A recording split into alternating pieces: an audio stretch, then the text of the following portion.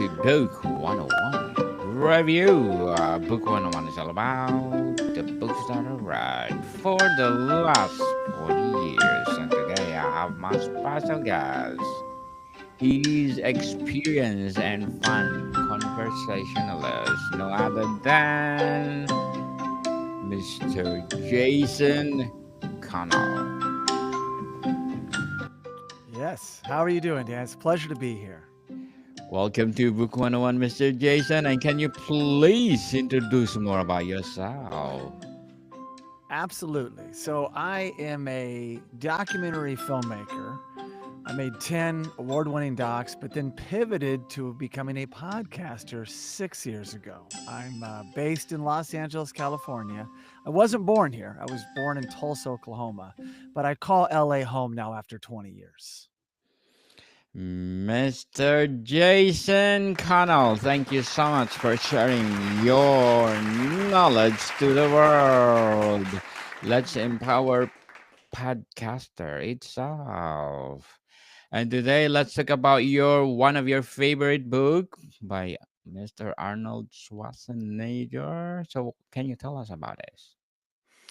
Yeah, so I wouldn't say like Arnold's my favorite actor or anything like that, but in 2013, I came across this biography that he had just put out, Total Recall. Very fitting name because it's one of his movies, of course.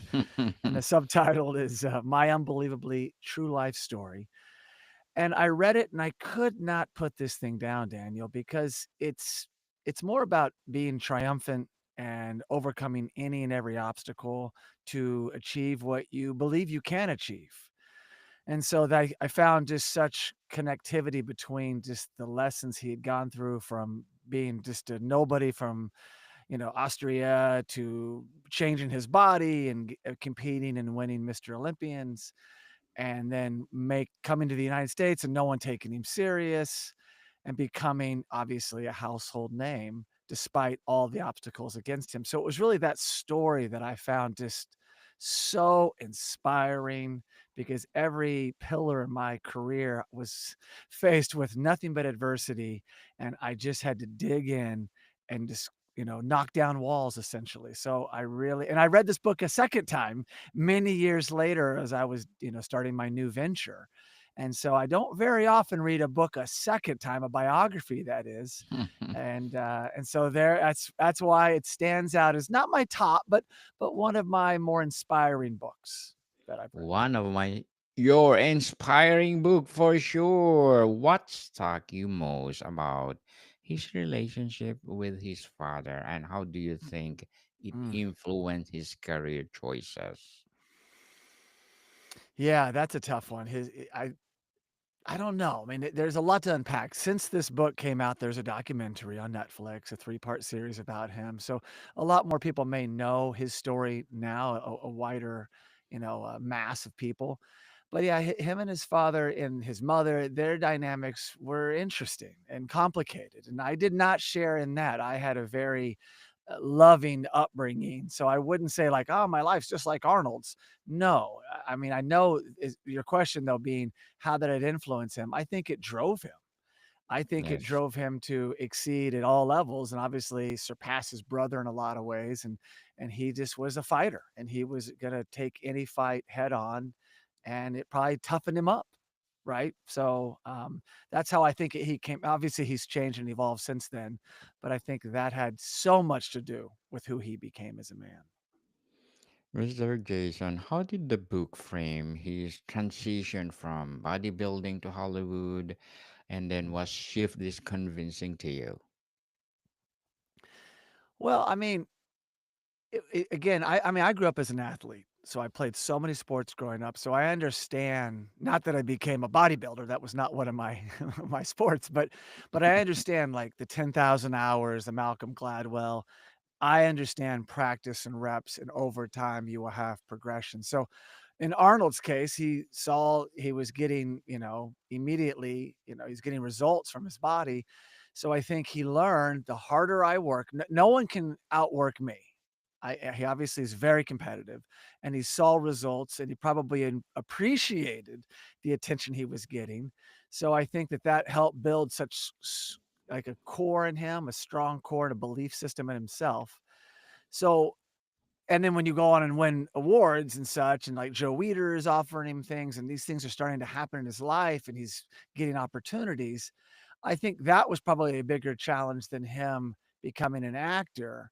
Now, for him to learn English and become a huge action figure, action star, along with Sylvester Stallone, yeah, that took a whole other level. But I think that that belief system had a lot to do with that.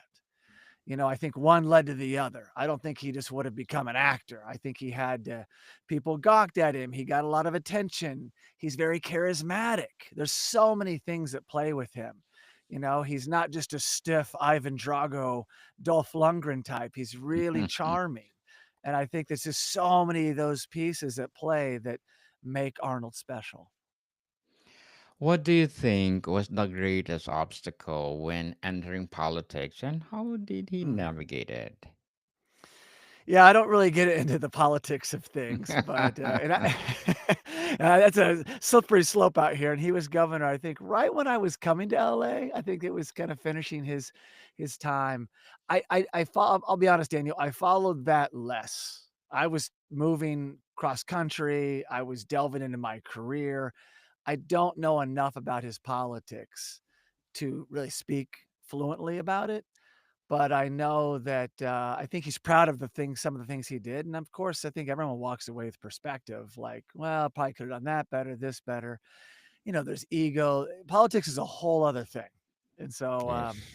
it's very complicated. Movies and that such, easier to dissect, but, yeah, I don't have too much more on that front. Indeed. So, how would you consider his most significant accomplishment, and why does it stand out? Well, I mean, he's an immigrant who came here. And I don't know if there's many people that could have done what he's done. I mean, Elon Musk, okay, these people who they come here, they're not even American citizens, and they just raise the bar. Schwarzenegger Yes. raised the bar in so many ways. And, if it wasn't for Schwarzenegger, Stallone's probably not as big, and action figures and action movies to follow. And he's left us with a legacy of great cinema, um, and he's a fixture to this day. He was really into fitness program, and he had a big hand in that, I think, back in the day with the president endorsing him, the president at the time. But I think that it's just, if you wanna be inspired, here's someone who had everything stacked against him, and he overcame every obstacle.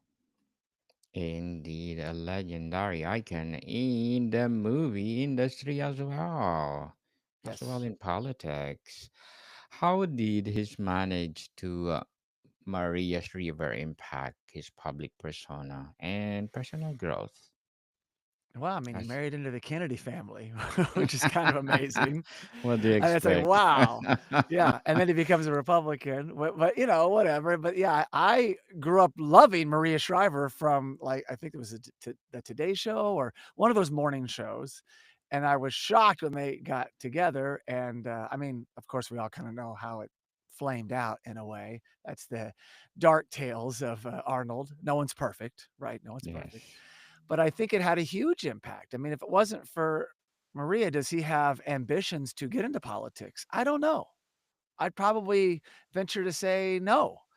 He was doing so many other things with, Hard Rock cafes or what was the other spinoff of that? The other restaurant with all the memorabilia that they have, that he was really involved in those types of things. So I don't think so. I think she really impacted making a bigger impact beyond just the movies.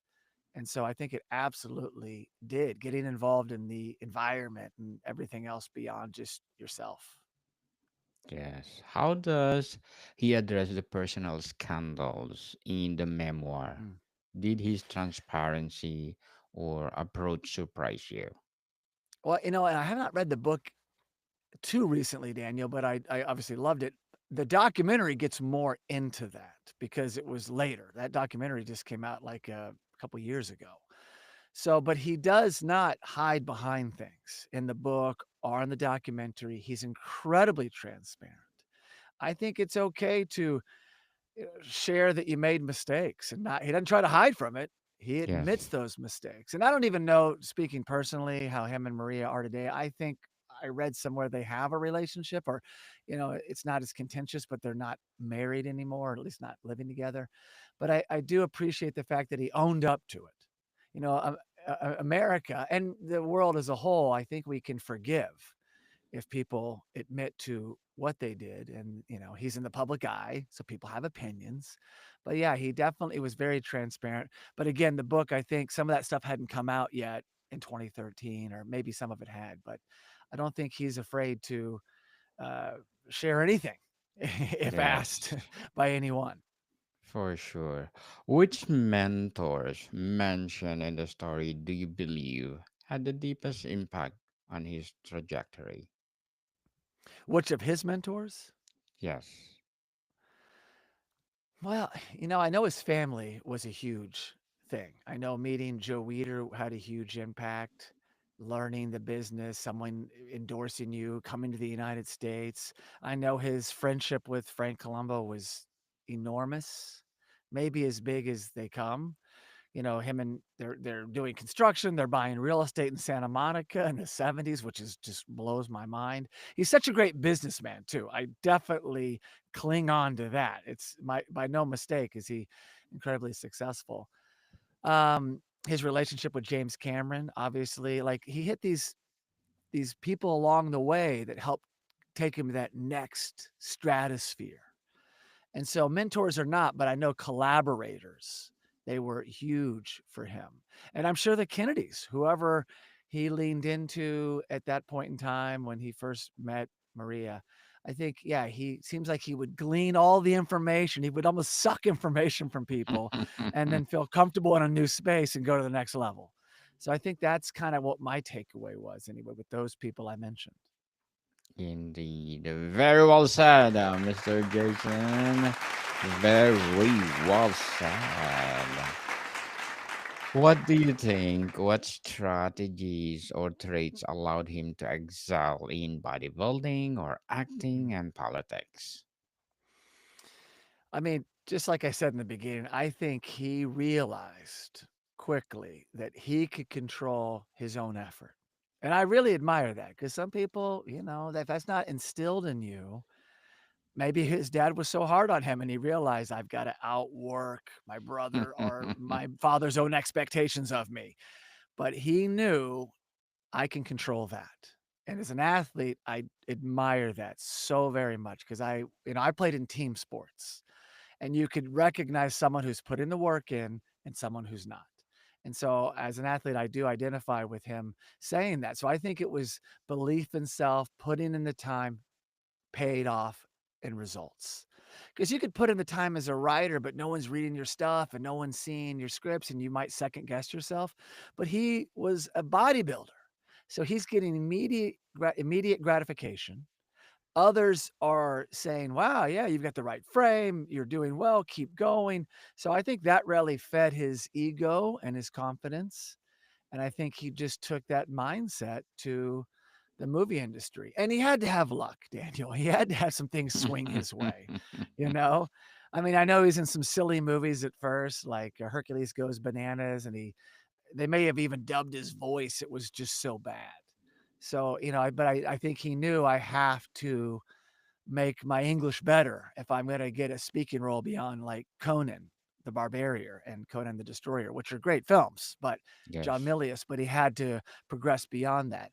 I also love the when he talks about how I think it was a college professor said that no one's ever going to be able to pronounce your name. And I think he took that as like, all right, I'll show him and everybody else. And of course, Schwarzenegger is a household name. But Yes. yeah, who would have thought in the 70s, like, oh, this guy, he's crazy. So I think he definitely leaned into that as a competitor and used it as fuel. And then, of course, that propelled him to the politics. Like, you'll never be governor. Well, why not check off that box? It was a weird time. It was a wide open race, and he entered and he won. Yes. I got it. Yes, sad. How does the book portray his response to setbacks? Did any examples inspire you? I mean, absolutely. It's I mean, you don't just win. You don't even just get invited to Mr. Olympia if you're not like great and putting in the time. And not only is he invited, he goes back and wins it like 7 times and setbacks along the way. Like it's hard to be the top dog in anything. Most Yes. teams or people lose that will, like, "Oh, I've already got it. I'm hanging on not to lose," rather than pushing forward. And for him to come back time after time, it's not easy mentally, physically. Your body probably wants to go on autopilot. So I don't know if that was a setback, but it was a motivator. And very impressive to see that, he bowed out on his own terms. I'm now gonna segue out of this. If you lose the love for something, it's probably time to move on. And in movies, it's not like he didn't have some bad movies in there. I'm a huge Arnold fan, but I always tell people one of the worst movies I've ever seen is The Last Action Hero. And I'm not a hater of movies, a basher, but I walked out on it. I cannot finish it. I just do not connect with that movie at all, and nor did the box office. But it didn't slow him down. You take one on the chin, you come back, and you make a bigger movie after that. So I think he has that resiliency, and that's what you need. That's what you need. You've got to Yes. believe in yourself more than anyone else believes in you. And then beyond that, you need other people who do believe in you, but you've got to be your own driver And show yourself that and you show can yourself. do it. Yes. Uh, Mr. Jason, how has his philosophy on health and fitness changed over time based on his reflections? Yeah, I mean, like I said earlier, he was definitely getting involved with like working out and kids. He was a good like face for fitness, right? Yes, Right when yes. he broke on the scene. Not that everyone needs to be a bodybuilder. That's not it. It's just almost proving what you can do with your body. I think he's shifted away from that. I think he's looking more of a sustainable health now, and and obviously that's never left him.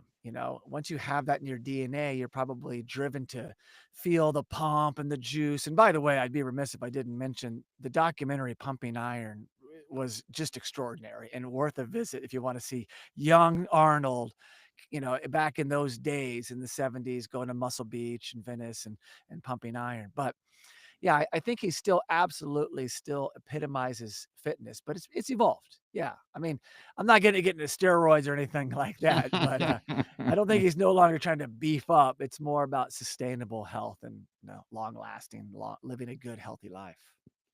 Yes, indeed. What piece of advice from the book would you consider adopting in your own life? Oh, I already have. I mean, it's really just it's it's having that resiliency, the heart and desire of a warrior and being very laser focused. He is and was laser focused. I want to do this, and everything has to be towards that. You can't say, I want to do this and then I want to do that. It's really just linear. He didn't try to be a movie star first, he tried to become a name, a brand. And then he leveraged that into a movie career and then a long movie career, which is still ongoing, and then decided to get into politics. So I think you have to be laser focused, and I'm taking that away and overcoming any and every obstacle. Look at them as challenges that are leading you to success. Indeed. Mr. Jason, as a podcast host and experienced and fun conversationalist, what are your short term and long term goals? Well, much like Arnold, I am going to compete in Mr. Olympia. No, I'm just kidding. I am. I do work out all the time, but I'm not Go trying to for it. become a beefcake. I started this company 6 years ago, and I'm very proud of it. I left documentary filmmaking. I made 10 great docs. I was so proud of that too. But this is more of a lifestyle for me.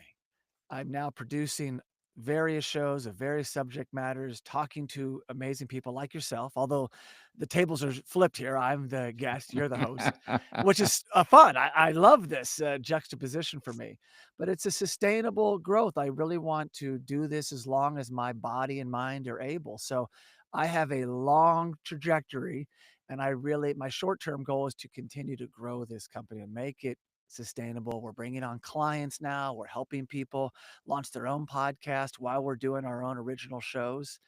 And I want to become just a voice and a fixture in this industry. Good luck to your goals, Mr. Jason, and looking forward for your success. Which of his charitable initiative or causes discussed in the book impress you and why? I'm sorry, I missed the first part of that, Daniel. Could you repeat that?